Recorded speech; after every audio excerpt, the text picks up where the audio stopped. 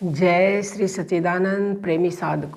प्रेमी साधकों लोग जो है पुण्य संचित करने के लिए अनेक कर्म करते हैं।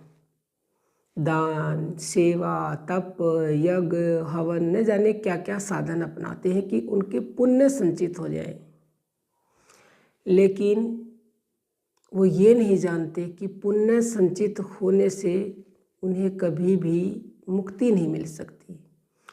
पुण्य संचित होने का मतलब ये है कि उन्हें देह मिलेगी, भला ही देवताओं की मिल जाए। जिस प्रकार देवता हैं उनके पुण्य संचित है तभी तो वो देवता बने ना। तो आप भी देवता बन सकते हो, स्वर्ग की प्राप्ति हो सकती है पुण्य से, लेकिन मुक्ति नहीं मिलेगी। परमात्मा को कभी भी व्यक्ति पुण्य संचित होने से नहीं पा सकता। परमात्मा को जब भी पाया जा सकता है जब पाप और पुण्य दोनों समाप्त हो जाते हैं, तभी तो देवता भी हाथ जोड़े खड़े रहते हो कि हे परमात्मा हमारे पुण्य समाप्त कर दो। जिस पुण्य को संचित करने के लिए व्यक्ति दिन रात भागता रहता है, उन्हीं पुण्यों को समाप्त करने के लिए देवता भगवान से प्रार्थना करते हैं कि हमारे पुण्य समाप्त कर दो, हमें मनुष्य देह दे दो। क्योंकि वो अपना कल्याण उस योनि में, देवता वाली योनि में नहीं कर सकते, वो भोग योनि है। उनको भी हमारे जैसी मनुष्य देह चाहिए होती है। तो हम बहुत भाग्यशाली हैं कि हमें यह मनुष्य देह मिली है।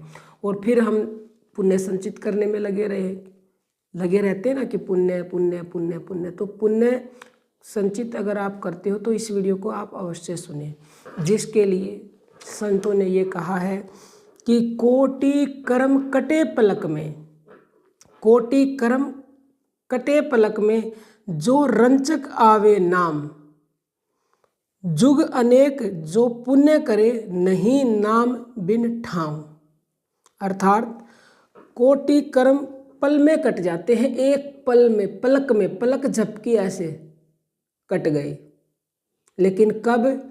जब रंचक आवे नाम, जब आप उस नाम को जान लेते हो, जिस नाम से बढ़कर कुछ भी नहीं है, जिसको आदि नाम, सार नाम, गुप्त नाम, पावन नाम कहा गया है, उस नाम को जब आप जान लेते हो और उसको जानने के बाद एक बार भी बोल देते हो तो आपके कोटि कर्मों की फांस जो है वो कट जाती है। कोटि समझते हो? अनगिनत, अनेक जन्मों के पाप एक बार नाम के बोलने से कट जाते हैं। आगे कहते हैं संत कि जुग अनेक, अनेक जुग बीत गए, एक नहीं अनेक जुग बीत गए जो पुण्य करे।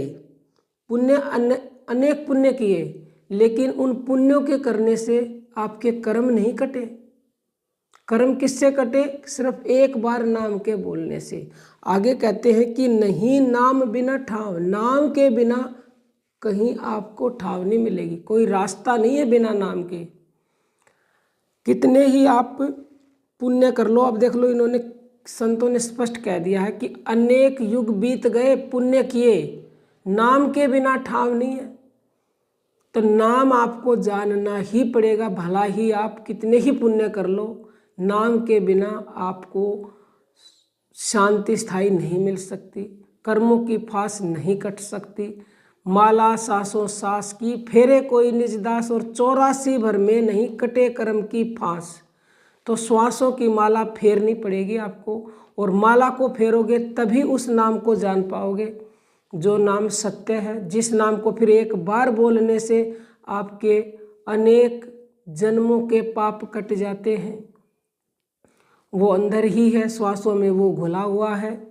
और पाप और पुण्य दोनों कटे बिना आपको मुक्ति नहीं मिल सकती, जिसके लिए कहा गया है कि नाम लिया तिन सब लिया, सकल वेद का भेद, और बिना नाम नर के पढ़ा, चाहे पढ़ता चारों वेद। नाम ले लिया, नाम को जान लिया, नाम जप कर लिया तो सब कुछ जान लिया, वेद शास्त्र पढ़ लिए। और इसके विपरीत यदि नाम को नहीं जाना, नाम जप नहीं किया, तो वेद शास्त्र पढ़ने के बाद भी, पुण्य करने के बाद भी व्यक्ति जो है नरक में ही रहता है। क्योंकि ये सब संसार में फंसाने वाले साधन हैं, वापिस जन्म होगा। तो इसीलिए आप जो है माला श्वासों की फेरना शुरू करो। माला सांसों सांस की फेरे कोई निज दास। उसका बहुत ही खास निज दास होता है जो परमात्मा का, वही सांसों की माला फेरता है।